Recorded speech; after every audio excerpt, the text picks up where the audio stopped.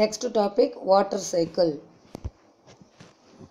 Continuous movement of water from the earth to the atmosphere and back to the earth is known as water cycle or hydrological cycle.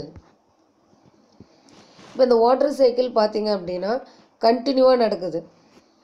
அதாவது இந்த water moment வந்து எர்த்துலேருந்து அட்மாஸ்பியருக்கும் அட்மாஸ்பியர்லேருந்து திரும்ப எர்த்துக்கும் reach ஆகும். இதை தான் நம்ம water cycle or hydrological cycle அப்படின்னு நம்ம சொல்கிறோம். இந்த வாட்டர் சைக்கிள் வந்து consist of the following 4 stages. மொத்தம் 4 ஸ்டேஜஸில் இந்த வாட்டர் சைக்கிள் வந்து ப்ராசஸ் ஆகுது.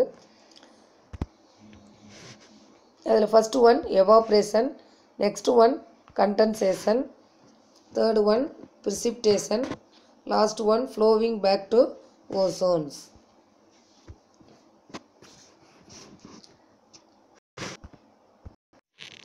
First one evaporation, the process in which water is changed into water vapor by the heat of the sun is called evaporation.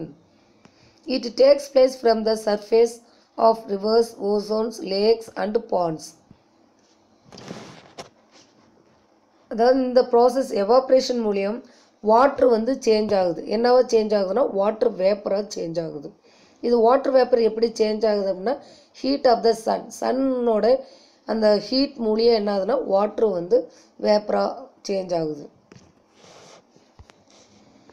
Water சைக்கிளில் first நம்ம பார்க்க போகிறது evaporation. இந்த எவாப்ரேஷனில் இந்த வாட்ரு வந்து ஹீட் ஆகி எவாப்ரேட் ஆகி மேலே அட்மாஸ்பியர் போய் ரீச் ஆகுது. ஓகேங்களா?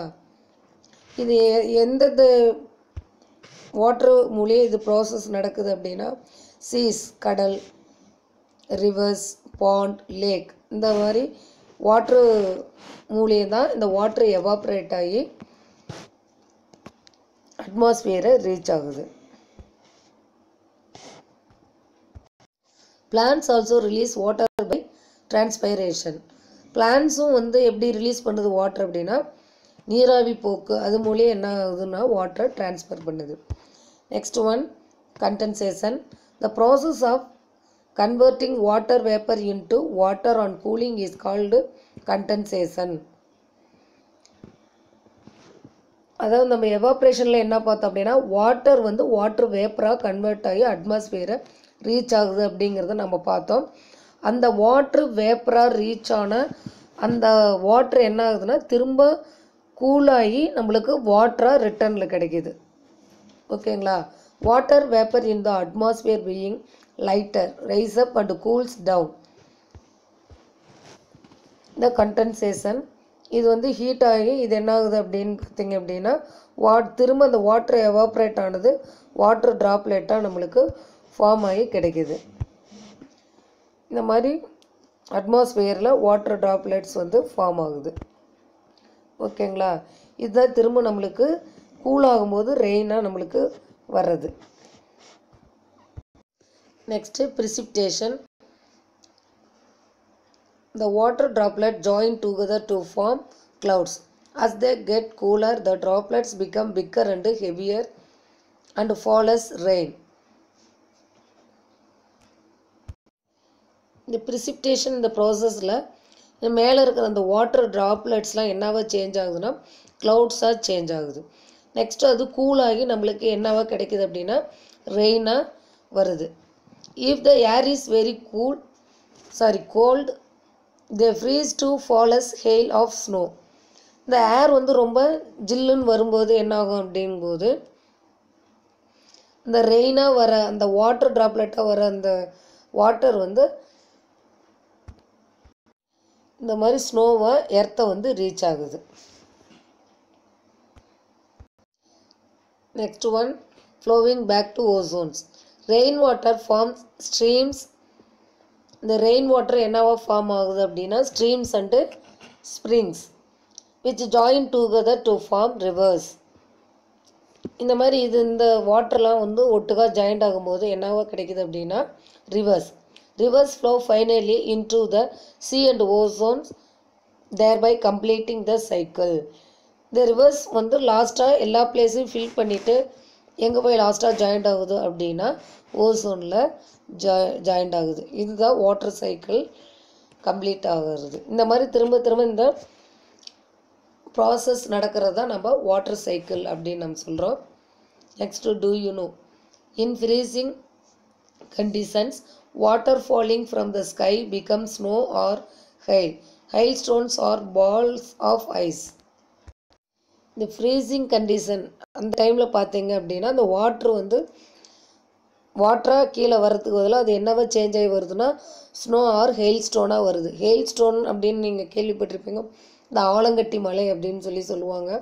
மேலேருந்து வாட்டர் ட்ராப்லெட்டுக்கு பதிலாக ஐஸ் க்யூபாக மேலேருந்து கீழே விழும். ஓகேங்களா?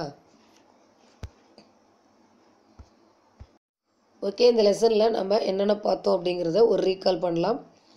S, first topic sources of water. அதில் நம்ம என்னென்ன பார்த்தோம் அப்படின்னு பார்க்கலாம். Yes, river water and lake water. River water, lake water அப்படிங்கிறது நம்மளுக்கு எதுக்கு யூஸ் ஆகும் அப்படின்னா ட்ரிங்கிங் அண்டு இரிகேஷனுக்கு யூஸ் ஆகும். Next sea water. இந்த சீ வாட்டர் ட்ரிங்கிங், இரிகேஷன் இது டூக்கும் யூஸ் ஆகாது. இந்த சீ வாட்டர்லேருந்து தான் நம்ம என்ன ப்ரிப்பேர் பண்ணுறோன்னா சால்ட் நம்மளுக்கு இதிலிருந்து தான் கிடைக்கிது. Next under ground water. அதாவது மழை பெய்யும் போது சாயில் அந்த வாட்டரை அப்சர்வ் பண்ணி ராக்குக்கு மேலே ஒரு நீர் தேக்க மாதிரி பூமிக்கு அடியில் தேங்கி இருக்கும். அதை நாம் கிணறு மூலியமோ ஸ்ப்ரிங் மூலியமோ வாட்டர் வெளியில் வரும். Next well water. வெல் வாட்டர்னு தெரியும். ஆழமாக நம்ம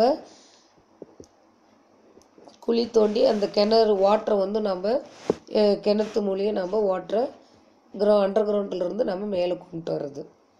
next spring water. Spring water means yes, ஊற்று தண்ணி. Next topic water cycle. Water cycle நம்ம 4 ஸ்டேஜ் பார்த்தோம். Yes, evaporation.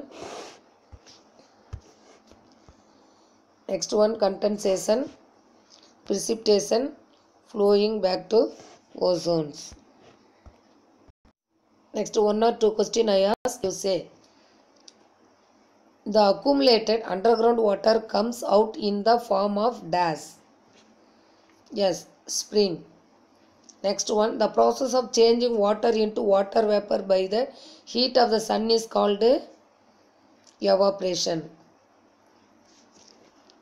Okay, thank you student.